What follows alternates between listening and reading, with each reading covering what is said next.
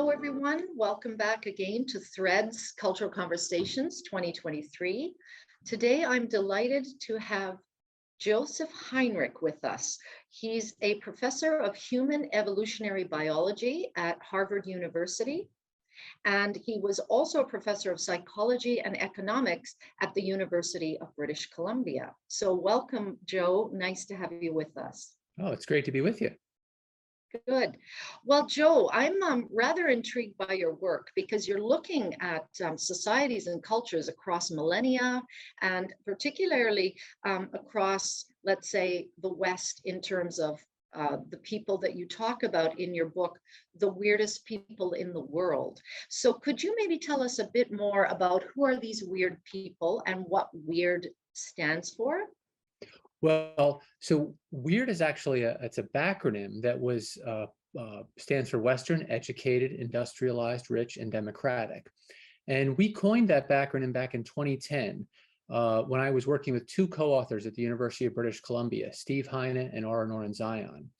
And what we were noticing, we were all doing psychological studies, measuring different aspects of psychology. We had expertise in different areas, in different populations around the world. And we'd all noticed not only was there variation among these populations that hadn't been recognized by psychology and behavioral economics and disciplines like that, but that the populations most commonly studied by researchers were unusual. They were often outliers or anchoring the end of these global distributions we were looking at. So, and as a way of raising consciousness among researchers, we coined this term WEIRD. In terms of geography, you don't want to take it too seriously. But what I try to do in my book, The Weirdest People in the World, is to explain how this psychologically peculiar population emerged. Okay. Thank you. Yes. So we shouldn't take the geography too seriously, because if you're in China and you look westward, then the Middle East would actually be the West. Okay. And we know that these terms are sometimes set from where the colonial center was, or so on, who are the outliers. So we won't take that seriously, but I'm a little more curious about what is the method that you use specifically? I think you study psychological traits that you measure to come to your conclusions. Could you tell us a bit more? Sure. So in The Weirdest People in the World, I really had two questions. The first is in that prior work and then subsequent work, we noticed that there's lots of interesting psychological variation around the world, from which populations in Europe and their cultural descendants in North America, Canada, and Australia were psychologically unusual. So I want to be able to explain some of that variation. How do they become psychologically unusual? And then ask the question whether this links to anything like the Industrial Revolution or these other things, political changes that occurred in Europe, the emergence of representative government, democracy, individualistic Western law, those kinds of things. So now in order to tackle that, so we're interested in things like why is individualism, people's tendency to focus on themselves, vary? Or overconfidence, tendency to overrate your abilities in favored domains, self-enhancement, tendency to put your best foot forward, the importance of guilt over shame, which anthropologists have long problematized across societies. So that's a group of traits associated with individualism that seem to vary a lot around the world. Another area is people's willingness to cooperate with strangers and worry less about their family and friends and in-group loyalty. That also seems to vary a lot. The importance of intentions in morality. So one of the things that weird populations tend to do is they care a lot about the mental states of individuals and judging them morally. So if you intended to do something, it's considered much worse than if you didn't intend it. It turns out that actually varies quite a bit around the world. So that, along with holistic versus analytic thinking and a number of other traits, were really my target. I wanted to be able to explain that variation. And looking at work in anthropology and economics and history, the picture that began to emerge was that Europe developed an unusual family structure.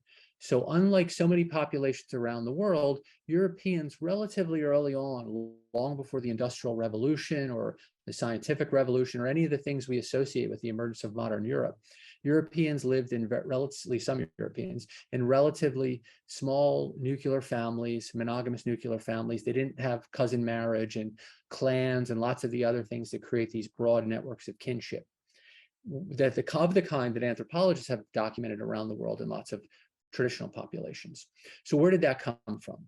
Well, going back to famous work done by a British social anthropologist named Jack Goody, the argument is that the Catholic Church, the Western Church, which eventually becomes the Catholic Church, for a variety of reasons, ends up with a set of policies and prohibitions that end cousin marriage. They make inheritance bilateral, so through both mom and dad. They do things that dissolve the clans. They end polygyny and concubinage, things like that. And this is actually, so the argument is that as the church spreads through Europe, these kinship systems get dissolved. And at the core of the book is really the argument that many features of our psychology are actually cultural adaptations to navigating the institutions that we need to navigate. And the most fundamental of human institutions are the family as created through marriage and having children and whatnot. So many aspects of the psychology, like individualism, are promoted by having small monogamous nuclear families. So I do a bunch of work in the book where I try to test that idea. So I use methods actually from lots of different disciplines. So we measure psychology the way psychologists do, but then we look in to see if we can explain it by differences in these institutions of the kind that anthropologists measure. And what we find is that, the more intensive or large or interconnected or polygynous your families, the more you tend to think holistically as opposed to analytically, or the more inclined towards collectivism you are as opposed to individualism. Now, of course, there's lots of variation around the world.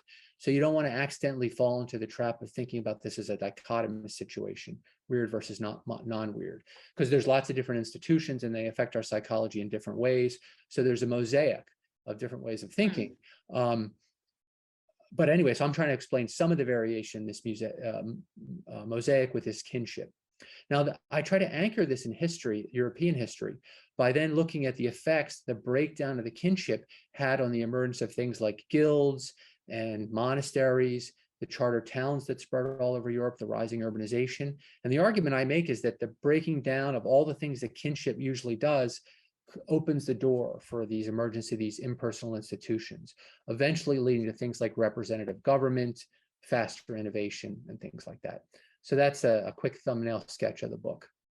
That's pretty, comprehensive, and maybe our viewers will have to go through that a second time in the library to follow it. But yes, so the breaking down of kinship, the institution of family as the nuclear family largely, and then it sort of comes to be more individualistic than collective, because sometimes we make presentations in cultural bridging that talk about more of a collective society as opposed to individual.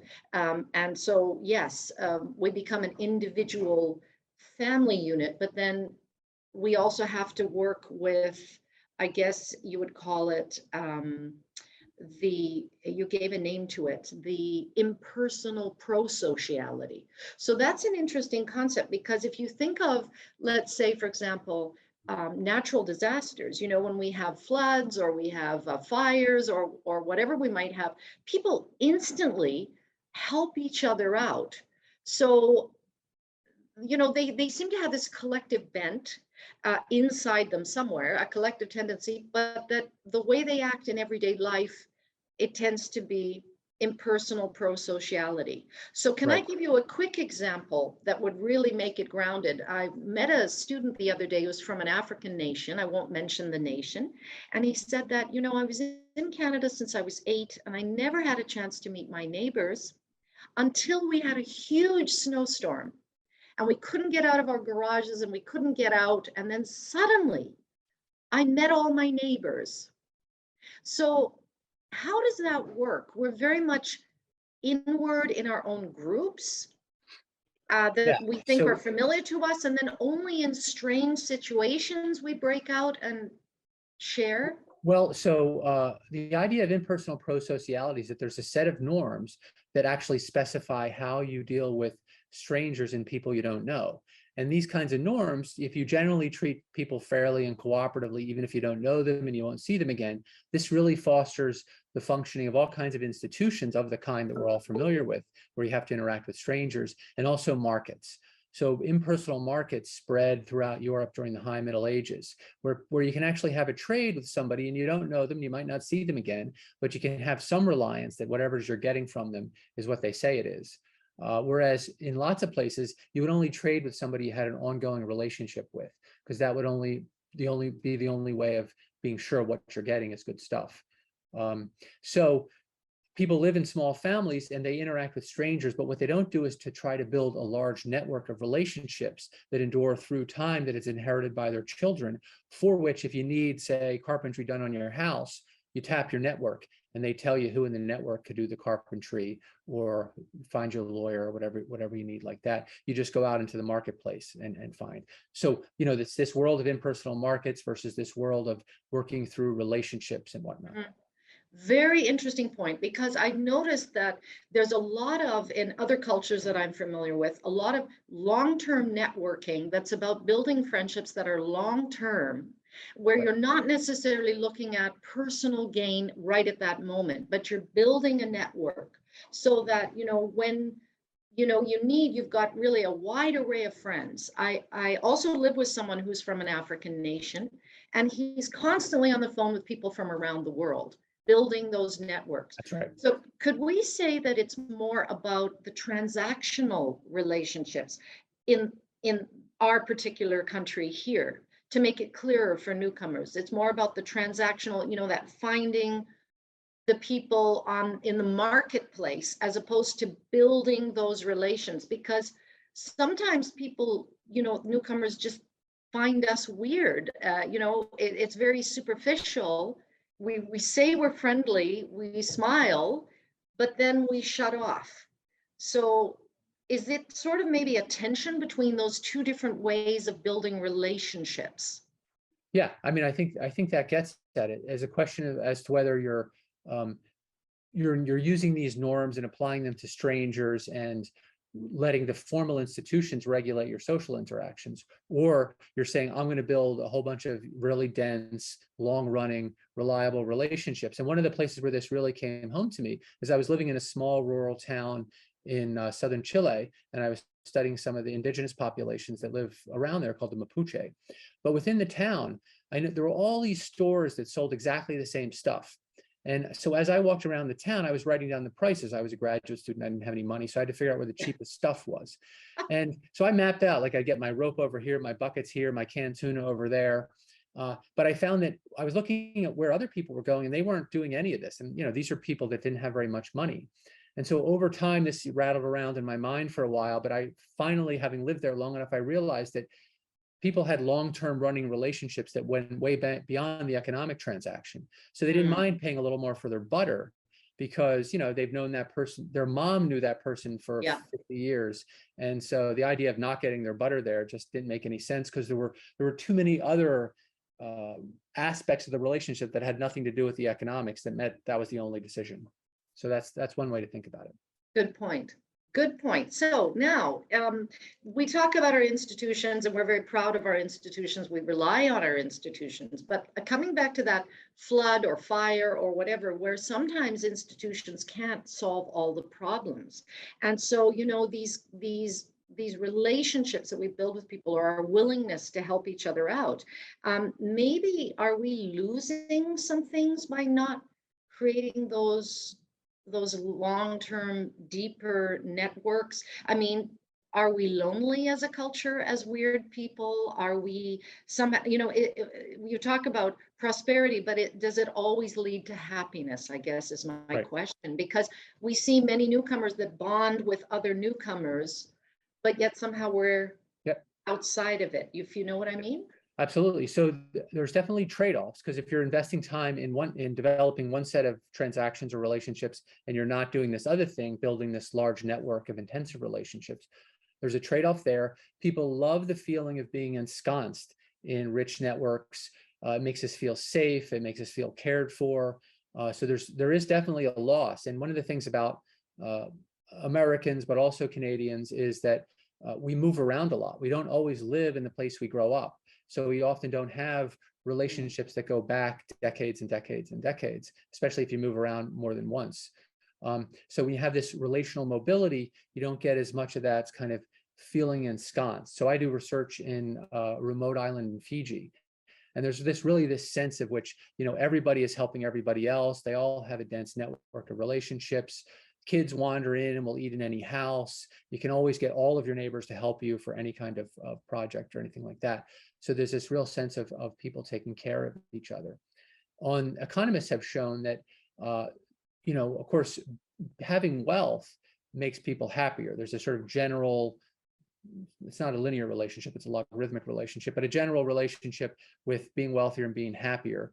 If you're poor and you get a little bit wealthier, it has a big effect. If you're rich and you get a little bit wealthier, it has a tiny effect. But it is a general relationship. But the happiest people in the world seem to be people who live in wealthy societies and have money, but have big families and have socially interconnected. So you pay a price, if you're seeking wealth and you end up with with a rich network of social relationships, you end up being less happy. So there are certainly costs and benefits. There's also evidence about individualism and suicide rates, especially if you don't have that kind of community. And it's when people lose their social networks and fall out of their communities that they're more likely to commit suicide. All right, that's a good point. Yeah. All right, well, maybe that gives some explanation to newcomers about, why we are the way we are. And we're always working to change that. And part of Threads is building that sort of network of experiences outside of our bubbles. But because we're short of time, I also want to talk very briefly about, you're working on something else now, I think, a new book coming out. Could you tell us a bit more? Because I see your background is very busy there. So you're very busy at something. That's right. So tentatively, I'm thinking about calling the book Collective Minds. And it picks up on a theme I've developed in my other two books. So I have a book in 2016 called The Secret of Our Success. And in The Secret, I make the case that humans are fundamentally a cultural species, which means we come into the world ready to acquire all kinds of ideas, beliefs, and values from other members. And we learn to navigate the world by copying others and combining ideas from different people. And what that leads to is that means that our innovation and our ability to be creative hinges much less on our own individual brain power, but instead hinges a lot on our social networks, because most novel ideas are recombinations of existing ideas. And so our sociality has a big effect on how creative we are. So there are simple facts out there, which I'll document in the book, like larger cities are more innovative. They produce more patents and more other kinds of creativity, because when you're in a big city, there's just more different minds to interact with and create novel recombination. So it's as if the same person gets smarter when you put them in a big city. It would appear to be that way because they tend to produce more of this creative stuff. And you can use different kinds of measures to check that out. Academic citations work, patents work, all this kind of stuff. Now, another perhaps more interesting effect would be what you might want to call the Starbucks effect. So in the 1980s, coffee shops began spreading, and it was led by Starbucks, but this also applies to Caribou and a bunch of the other chains. And they actually created more patents in the counties where they set up shop. So this is work by the economist Mike Andrews. But the idea here is, the coffee wasn't actually doing any of the work. It was the fact that people could meet in this space, have chats, swap ideas. In fact, different people would meet, and the two firms would be more likely to get patents if there was a Starbucks nearby or other coffee shops. Right. Another fun one that's in the book is when prohibition hits in the U.S. in the early 1920s. But most people don't know that different states started implementing prohibition at different times before that. And what the data show there is that when prohibition hits, you have to close all the saloons. So this means a place where lots of people were meeting and getting together and swapping ideas gets shut down. You get a decline in the amount of innovation coming out of these counties. And alcohol is a fun one because at least coffee is a stimulant, so you might think the drug had some effect. Alcohol is probably not going to have that effect, except it might make people more chatty and more likely to share those ideas. Well, just thinking of that for prohibition, for those of you who don't know, I'm just going to fill in that in, is the time when we have alcohol banned, right? Right. And that was from, you want to give the time frame, what was that, 19 something to Yeah, so 40? in the US has national prohibition from like 1920 to 1932 or something like that. But starting in 1910, some US states began having their own version of prohibition laws. And so different states implement these laws before you get the national level laws in 1920. Okay, and I want to add there because you sort of bring up the idea of the public sphere, which, and I don't want to get to academic because it's not an academic talk, but Habermas talks about the public sphere, the square. So I'm Right. thinking about, you know, the piazza in Italy, or I'm thinking about when you mentioned coffee houses, I'm thinking about the Ottoman Empire when there were many, many coffee houses. And of course, there was a lot of thought and connection that wasn't necessarily linked to creating patterns. It was also about, you know, socializing, making friends, you know, building communities, if you will. So I think that's really important. And if you think about Starbucks, actually, that idea was originally taken from Italy. You know, if you go into France, Italy, these countries, there's the, you know, the coffee houses that all sit sort of facing the piazza. And it's just the joy of social relations, taking the time to talk, whatever you need to gossip about, sort of like a sort of a psychological session with a therapist or a friend, kind of, you see. It's about creating those connections that isn't necessarily always transactional. That's It's right. about that friendship, that need to reach out. And I think maybe we all, you know, need that here, that we don't maybe get that as much, Right. specifically in a smaller city. We see in Tim Hortons, for example, people coming from Syria, Iraq, countries in that area who want to play backgammon. Because backgammon is not just a game, it's a socialization technique where you sit down, you have your tea, coffee, and you play for hours, but you're also talking about other things.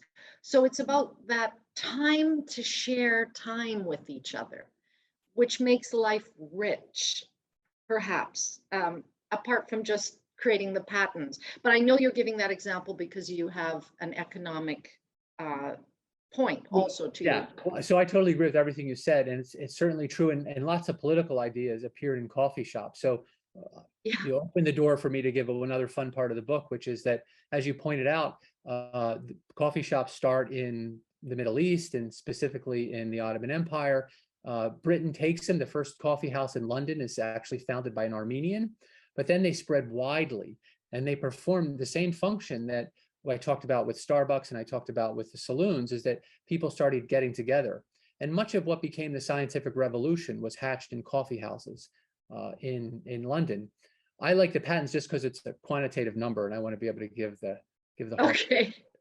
All right. So then we should perhaps think about how having newcomers come to our communities. I mean, they're bringing the world with them here. And so the more we can interact with them and the more we can share ideas, not, you know, for business purposes, but to get to know one another, That's right. surely might help evolve our societies in a new way. So not an assimilationist approach that, you know, we just make them change to be like us and weird, but that they can also maybe help us evolve in new ways that go Exactly. beyond what we are now and in a positive way. Would you say that's possible?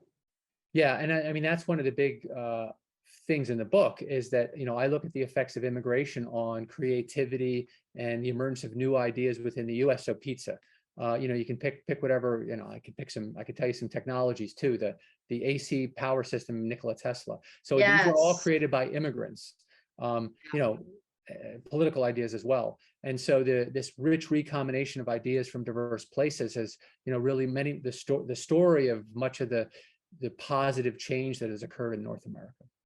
Yeah.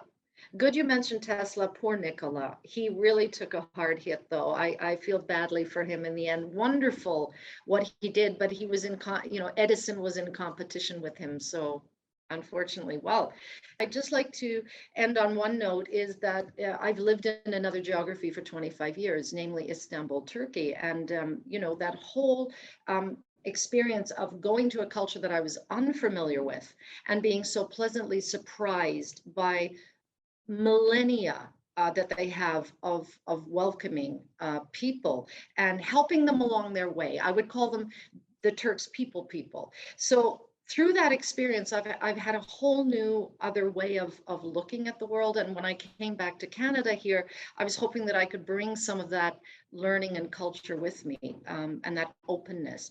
So if we keep our minds and hearts open, we can in fact evolve the society. And so we're looking forward to your new book, and maybe that will give us some extra clues.